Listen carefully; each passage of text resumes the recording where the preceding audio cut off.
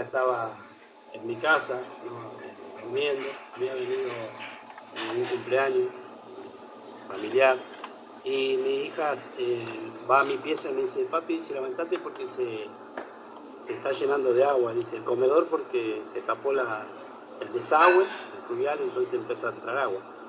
Y llovía bastante, ¿no? Entonces yo me puse a sacar el agua con mi hija abrió la puerta y yo sacaba así con el secador y de repente escucho un trueno terrible y de la puerta veo como una electricidad así, el rayo que entra a mi casa y me toca la punta del pie y me tira, ¿no? Y yo estaba enojota, digamos, ¿no? Y mi hija estaba atrás de la puerta, pero descalza. Entonces, cuando cierra la puerta, mi hija me dice, papi, ¿qué haces en el piso? Digo, ¿no viste el rayo, hija? ¿No lo viste lo que pasó? No, me dice. No, y sabe que me agarró un miedo terrible, impresionante. Me fui al baño y después se levanta mi esposa, le comento lo que me había pasado. Y a la noche me agarró ese miedo como que me iba a morir, ¿no? Y entonces le digo a mi vecino si me podía llevar al hospital, ¿no? Bueno, llego al hospital y le dije, me atienden en la guardia, acá en Berazategui, y me dice, ¿qué te pasa? Me duele el pecho, bueno, te vamos a hacer una placa. Le digo, no, espere que le cuente lo que me pasó, le digo. Y bueno, ¿y qué te pasó? Y sabe que me tocó un rayo, me agarró un rayo. ¿Cómo que te agarró un rayo? Y como ya le digo que era medio como loco, ¿no? Esto. Y bueno, entonces me empezaron a hacer, dice, a ver, te vamos a hacer un estudio, te vamos a hacer un electro, y yo del miedo que tenía, ¿no? Que tenía miedo realmente de morirme, me salía todo mal. Entonces me dice el médico, tenés que tranquilizarte, porque si no, te va a salir todo mal.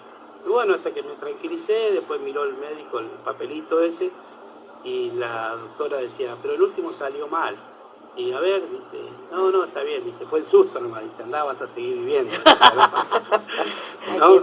Qué loco, ¿no? Y bueno, con respecto a eso, sabe que después el otro día tuve que ir a ver un trabajo a Quilmes, y cuando venía del trabajo encuentro una hermana, ¿no? Que yo sabía que ella iba a la iglesia, y era hermana ¿cómo se llama? Del pastor Espínola, ¿no? De Rubén, que era mi compadre, que hoy descansa en la presencia del Señor. La veo que está ahí, la hermana de Rubén, ¿no?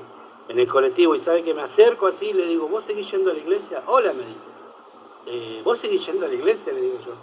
Hola, sí, hola, le digo, ¿pero vos seguís yendo a la iglesia? Sí, me dice, ¿qué te pasa? Le digo, yo quiero ir a la iglesia. Bueno, me dice, lo que tenés que hacer, dice, tenés que disponer tu corazón. Y justo cuando nos íbamos a poner a hablar, me tenía que bajar. Ya llegaba a mi casa, ¿no?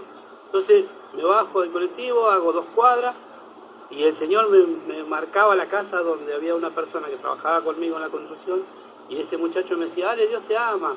Pasaba por enfrente de mi casa. Y yo siempre le decía, pero a vos no, y así repetidas veces, Ale, Dios te ama, pero a vos no. Bueno, ¿a dónde fui? A buscar a ese hombre que yo le decía que Dios no lo amaba, ¿no? Entonces cuando llego a ese lugar, me dice, ¿qué te pasó? Le digo, me agarró un rayo. Le digo, y quiero ir a la iglesia, y se mataba de risa este hermano, ¿no? Bueno, y encima era grandote, así morocho, y me dice, bueno, pasá, y que te voy a hacer la confesión de fe. No, le digo, vamos a mi casa. Lo llevo a mi casa, lo hago pasar, mi señora no entendía nada, cerramos la puerta del dormitorio, bueno, me hizo la confesión de fe, y me dice, bueno, mañana te vengo a buscar para ir a la iglesia. Le digo, no, quédate tranquilo que yo voy a ir. No, yo te vengo a buscar, me dice. No, vos quédate tranquilo que yo voy a ir, yo te paso a buscar. Bueno, nos fuimos, lo pasé a buscar, fuimos a la iglesia, y ahí cerca del cruce. Pero lo loco de esto, ¿no? Que cuando yo llego a ese lugar, realmente Dios impactó mi corazón. Yo encontré esa paz, ¿no? Que necesitaba. Pero no era ese el lugar, porque desde el púlpito había un pastor que mostraba solamente el interés en el dinero, tarjeta de crédito.